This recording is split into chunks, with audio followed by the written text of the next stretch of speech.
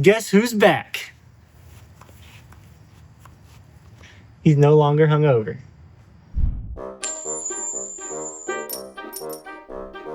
Welcome to Flippin' Bets.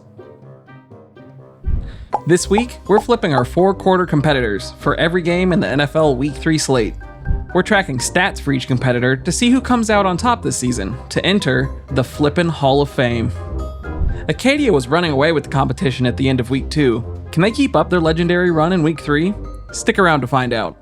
Here's our game slate for Week 3. Let's jump right into the picks.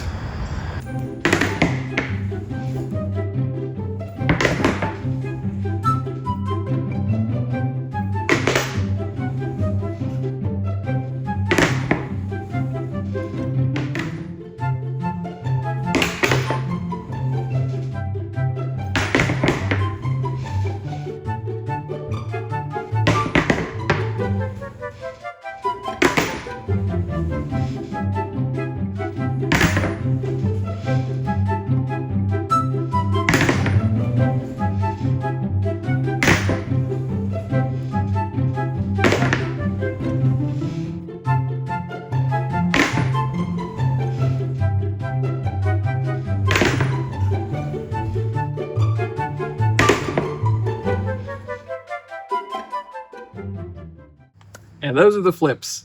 There were some questionable ones, that's for sure. This week, we had 4 games that were all picked the exact same way. Houston, Jacksonville, every quarter picked Jacksonville. Indianapolis, Tennessee, every quarter picked Tennessee. Arizona, San Francisco, every quarter picked Arizona. And Detroit, Baltimore, every quarter picked Baltimore. And I mean, just look at this. 1, 2, 3, 4, 5, 6. My quarters are on the same page. I'm not sure it's the right page. They both picked Tennessee. All 4 quarters picked Tennessee.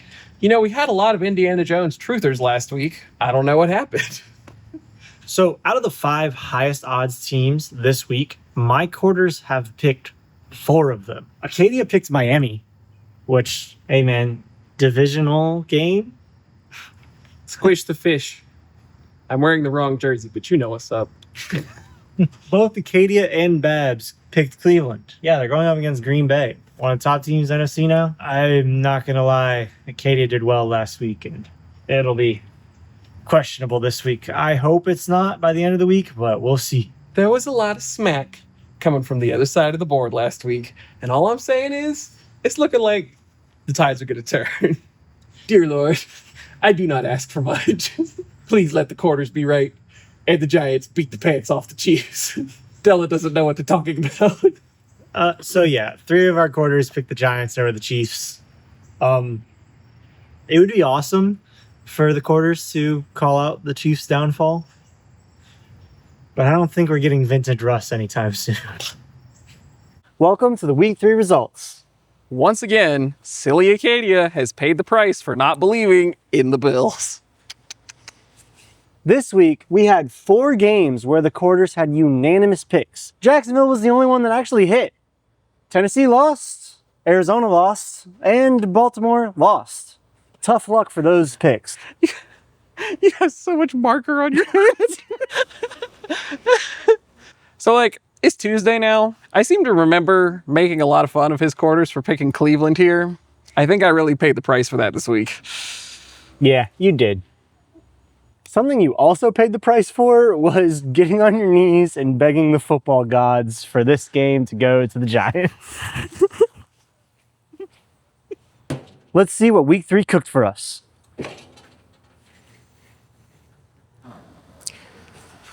Well, Week 3 cooked us up something a little medium. Let's dive right in.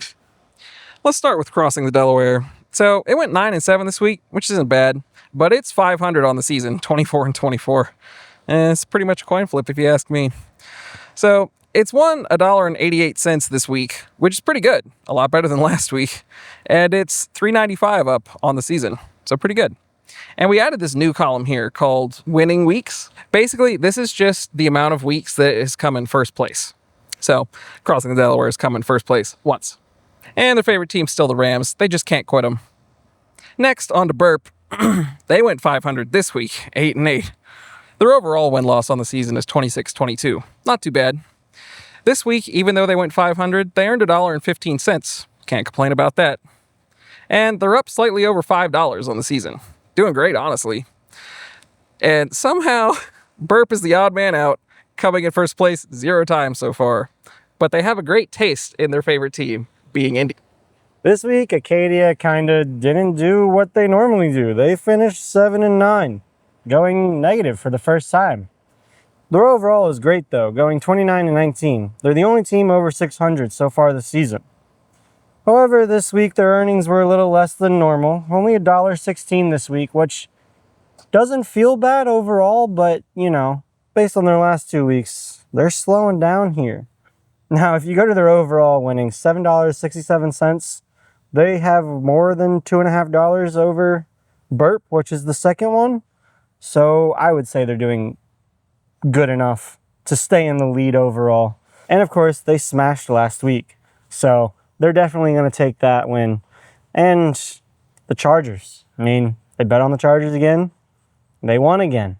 What's to say that's not their favorite team? Then we got Babs, who, you know, actually did better this week than last week, but still went negative. Last week they were 6-10, this week 7-9. Overall, though, they're a flat 500. It just shows how good that week 1 was, because they went negative 2 weeks in a row and they're still 500. Their winnings this week, even though they were negative, came in second place with $1.51. I think this is partially because of the Cleveland and Carolina bet. Overall, they're at plus 501, which puts them in third, but they're pretty close behind Burp, so let's see if they can catch them. And of course, they had that week 1 masterpiece and they won that amazing amount of money. I still want to call them basic, but they did jump through a table, so I guess they're officially a part of Bill's Mafia. I'm so proud. So, feels like a bit of a down week for the coins, but honestly, watching the games, I'm not surprised. I feel like most betting was probably kind of crazy this week. Make sure you subscribe so you can see the flips for week 4 and the results when they come out next week. Let us know in the comments how Hawaiian pizza is an abomination and which quarter you think is going to win in week 4. He meant if you liked it or not an abomination. I know what I said. And remember, this is not gambling advice. But if you do tail them, let us know in the comments.